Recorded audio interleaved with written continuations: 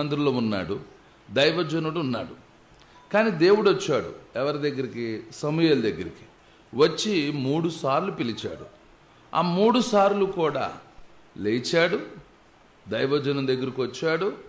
చిత్తమండి, మీరు నన్ను పిలిచారు, నేను వచ్చా. ఎన్నిసార్లు? 3 సార్లు. మొదటిసారి దైవజనం దగ్గరికి వెళ్ళాడు, నిలబడ్డాడు, చిత్తమండి మీరు నన్ను పిలిచారు, వచ్చాను అన్నాడు. సేవకుడు నేను పిలవలేదయ్యా, పోయి పండుకో అన్నాడు. వచ్చాడు, పండుకున్నాడు. మళ్ళా రెండోసారి మరలా స్వరం వినబడింది. మరలా ఏం చేశాడు? మరలా లేచాడు, మరలా దైవజనం దగ్గరికి వచ్చాడు, దేవుని సేవకుని ముందు నిలబడ్డాడు. చిత్తమండి మీరు నన్ను పిలిచారు, నేను వచ్చాను అన్నాడు. నేను పిలవలేదయ్యా, పై పండుకో అన్నాడు. మళ్ళీ పడుకుంటే మళ్ళీ స్వరం వినపడుతుంది, సమూయేలు అని. మరలా లేచాడు, మరలా వచ్చాడు, దైవజనం ముందు నిలబడ్డాడు. చిత్తమండి మీరు నన్ను పిలిచారు, నేను వచ్చాను. ఒక్కసారి వెళ్ళాడు, నేను పిలవలేదన్నాడు. మరలొత్తాడా? ఇందాక వెళ్ళాను, ఆయన నేను పిలవలేదన్నాడు, నన్ను కాదేమో అని కాముగా పడుకుంటారు. కానీ దేవుడు మాట్లాడటానికి ముందు సమూయేలుని పరీక్షించాడు దేవుడు. అసలు నా మాట వినటానికి ఈయనకి విధేయత ఉందా? మాట వినటానికి లోబడే మనసు ఉందా?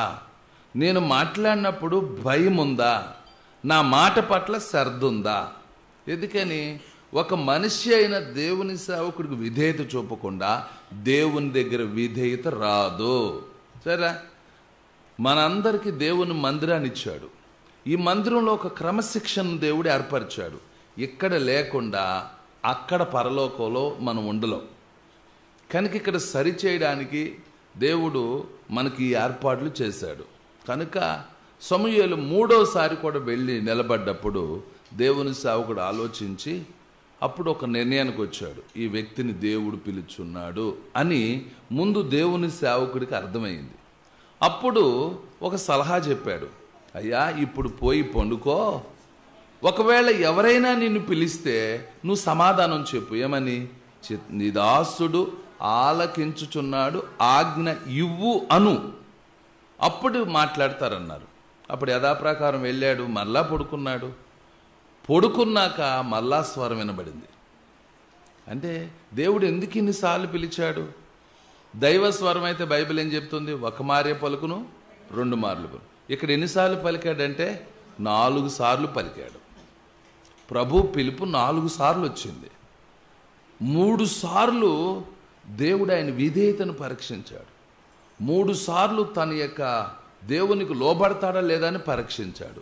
4వసారి దైవజనుడు చెప్పిన విధంగా చిత్తమండి నీ దాసుడు ఆలకించున్నాడు, ఆజ్ఞ ఇవ్వండి అంటే అప్పుడు ఆయన ఆజ్ఞ ఇచ్చాడు.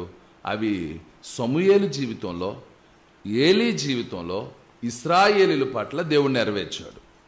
దేవుడు ఎప్పుడు మాట్లాడినా మాటల వెనుక చాలా ఆశీర్వాదాలు ఉంటాయి, దీవెనలు ఉంటాయి. ఎందుకని?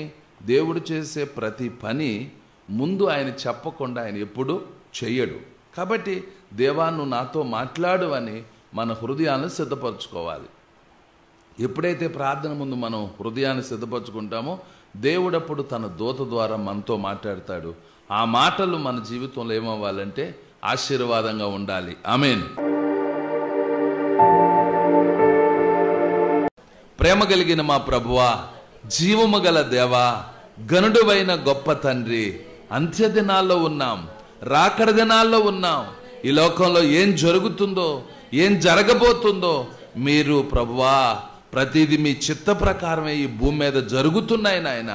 అయ్యా అయ్యా కనికరించండి, మా కుటుంబాలు దర్శించు, మా బిడ్డలను దర్శించు, జీవితాలు మార్చు నాయన, కుటుంబాలను రక్షించు నాయన, బిడ్డలకు రక్షణ దయచే నాయన. నాతో మాట్లాడావు అని ఎంతమంది పశ్చాత్తాపడి ఎంతమంది దేవా మీ సందులో ప్రార్థిస్తున్నారో వారిని బట్టి మీకు వందనాలు.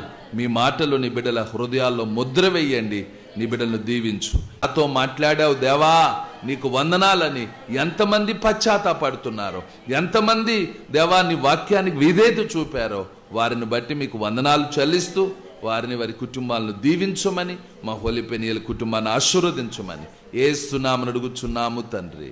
ఆమేన్.